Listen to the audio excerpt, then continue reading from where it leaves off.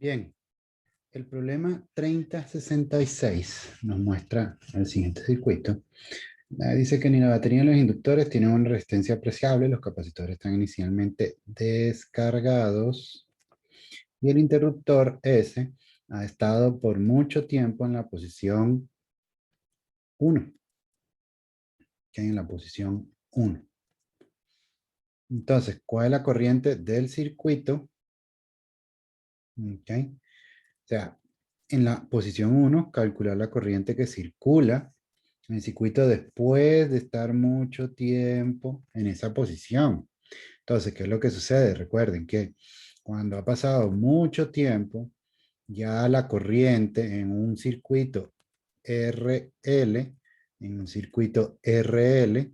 pues la corriente se vuelve constante. Entonces los inductores pues no suman y restan, por así decirlo, ¿verdad? Y después ahora secciona repentinamente el interruptor a la posición 2. Calcule la carga máxima que recibirá cada capacitor y cuánto tiempo se requerirá para adquirir esa carga a partir del momento en que fue accionado el interruptor. Entonces, claro, ¿qué es lo que va a suceder? Cuando se llega a la corriente máxima en el circuito de RL, entonces los inductores tienen almacenado la mayor cantidad posible de energía. Recuerden que los inductores almacenan energía. Entonces, ¿qué es lo que vamos a tener? Vamos a tener que esa energía pues se va a transferir a los capacitores. Vamos a transferirlo a los capacitores. Entonces, ¿qué es lo que vamos a hacer? Pues entonces vamos a ver cómo se resuelve ese sistema. ¿Verdad? Entonces, bueno, ahí tenemos el siguiente circuito. ¿Ok?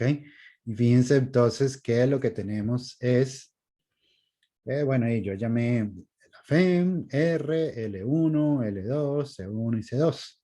Entonces, bueno, y lo primero que vamos a calcular es la corriente del circuito.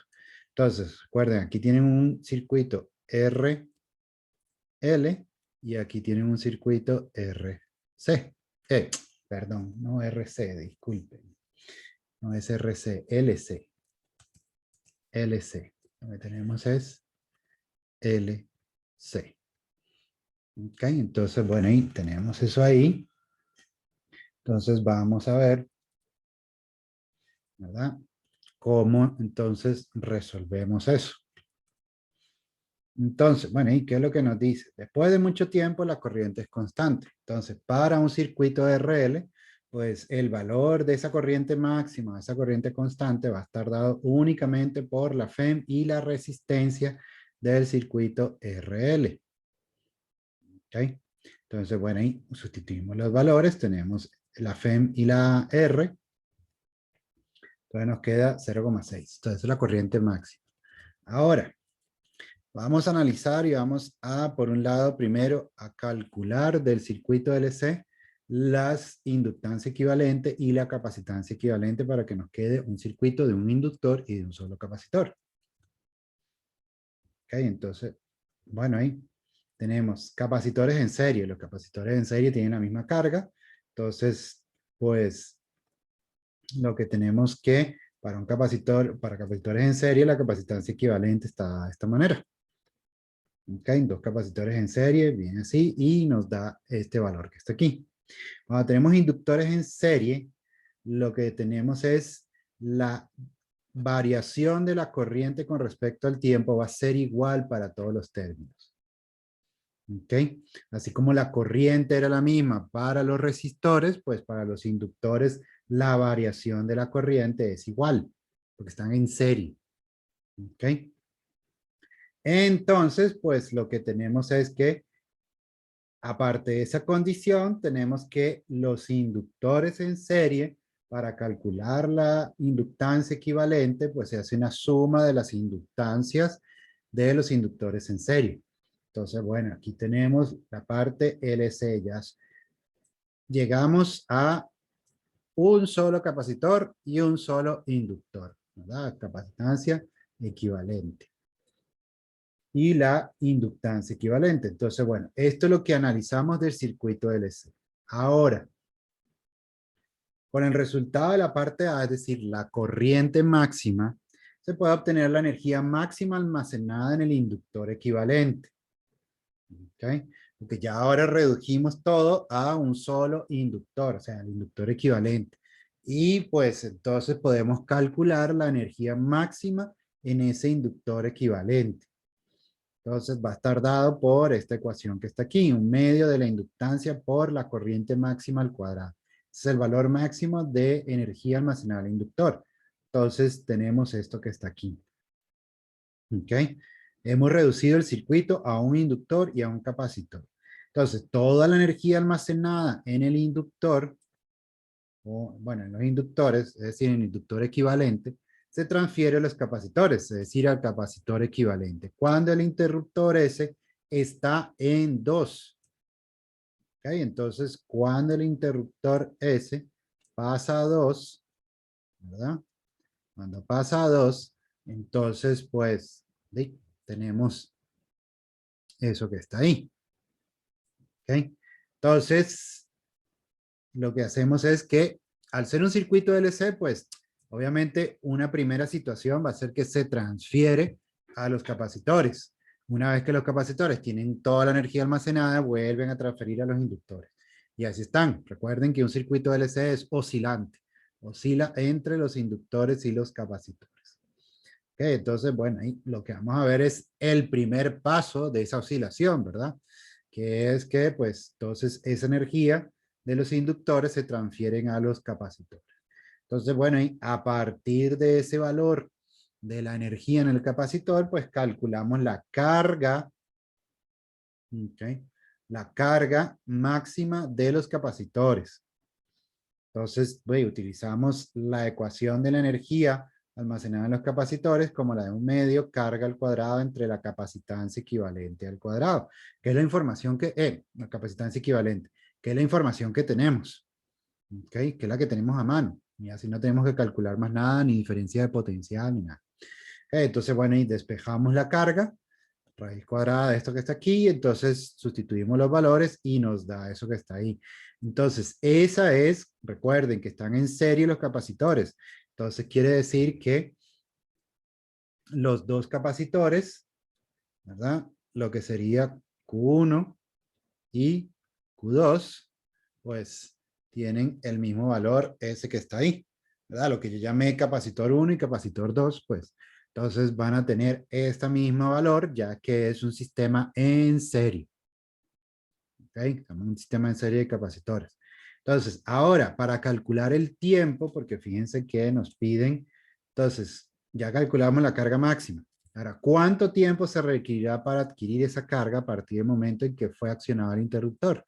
Entonces, como sabemos que es un sistema que oscila, ¿ok? Como sabemos que es un sistema que oscila, entonces va a haber un tiempo. Entonces, ahora, para calcular el tiempo T, hay que tomar en cuenta que, que toma un cuarto del periodo, ¿verdad? Para que los inductores transfieran toda su energía a los capacitores. ¿Ok? Entonces, vamos a ver la figura 3014 que se menciona ahí. La figura que se menciona es esta que está aquí, ¿verdad? Entonces, donde tenemos el proceso de transferencia de energía entre el capacitor y el inductor y cuánto equivale una oscilación completa de ese circuito. Entonces, fíjense que cuando empezamos con el capacitor y llegamos a transferir toda la energía al inductor, entonces tenemos un cuarto de periodo. Pero cuando tenemos del inductor al capacitor, que es básicamente lo que tenemos ahorita en el caso, ¿verdad? Del ejercicio, también tenemos un cuarto del periodo. ¿Ok? Porque pasamos de, pues, si empezamos en el capacitor es 0, un cuarto de periodo, un medio de periodo, 3/4 de periodo, un periodo completo. Si empezamos del inductor, pues entonces sería un cuarto de periodo, medio periodo, 3/4 de periodo, un periodo completo. ¿Ok? Entonces tenemos esa situación de esta manera. ¿Ok? Entonces, en un cuarto de periodo es cuando el capacitor se carga. Fíjense, del inductor al capacitor, transcurre un cuarto de periodo. O de esta parte del inductor al capacitor también transcurre un cuarto de periodo.